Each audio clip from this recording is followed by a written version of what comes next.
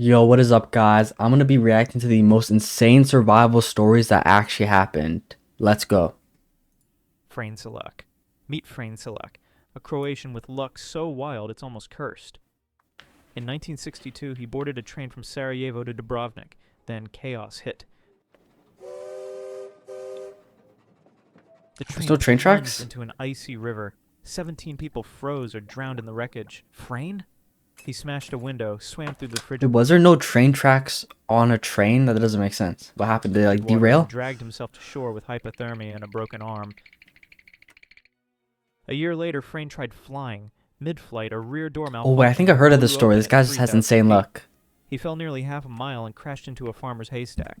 The plane slammed into a hillside, killing all 19 others on board. Bro, Frane walked away with bruises and shock. how do you survive that fall? Over the decades, he survived a bus crash, 2 car fires, and getting hit by a bus. Then in 2003, at 74, he won $1 million lottery. Joe Simpson. So he's like really unlucky but lucky. That has to be luck because if he was unlucky, he would actually die. But I heard that people actually didn't want to ride with him after like those experiences. Like they did not want to go on a train, on a bus, especially on a plane with this guy, bro. Let's go to the next one, I guess. Joe Simpson and Simon Yates were young, fearless climbers. In 1985, they tackled the deadly 21,000-foot peak of Ciula Grande. The descent would test them beyond imagination. At 19,000 feet, Joe fell and shattered his tibia into his Oh knee my, joint, bro. a climber's death sentence. Stranded in a storm, Simon lowered him down the mountain on a rope. When Joe's weight threatened to drag Simon to his doom, Simon made the gut-wrenching choice to cut the rope. Joe fell into a crevasse, landing on a fragile ice bridge. Convinced that Joe had perished in the fall, Simon continued his descent, burdened by grief and guilt. Little did he know, Joe was fighting for his life deep within the icy abyss. But how do you survive that fall? He was on a mountain.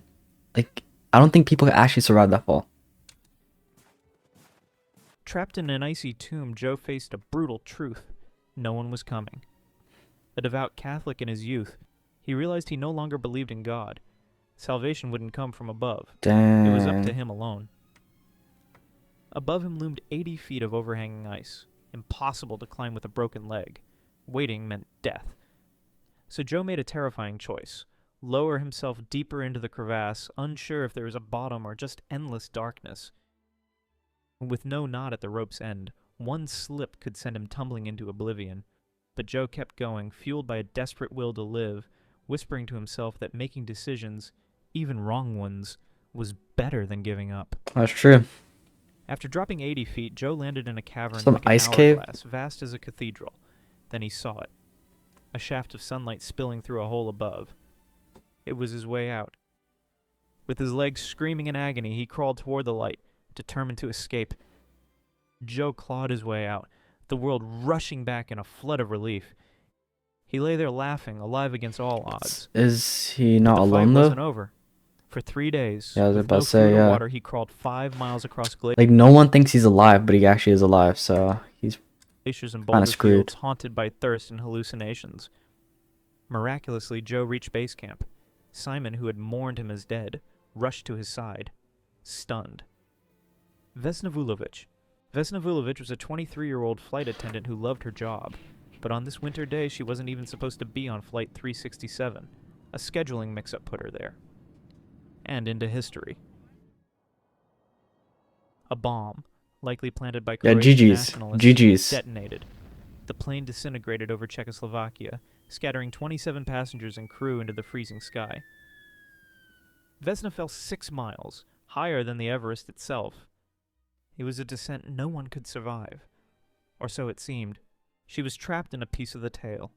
She hit a forested hillside at an angle, cushioned by snow and pine trees in a freak stroke of a luck.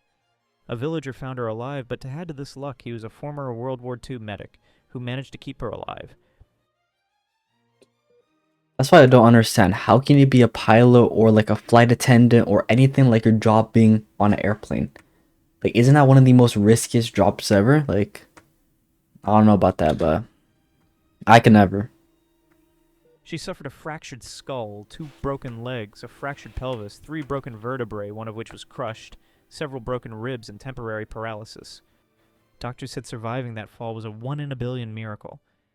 Yet Vesna recovered, returned to work. Yo, returning to work is crazy. I would have quit. Immediately, I would have quit. Holds the Guinness World Record for the highest fall, survived without a parachute. I guess that's the end of the video. That was the most insane survival stories that actually happened, bro.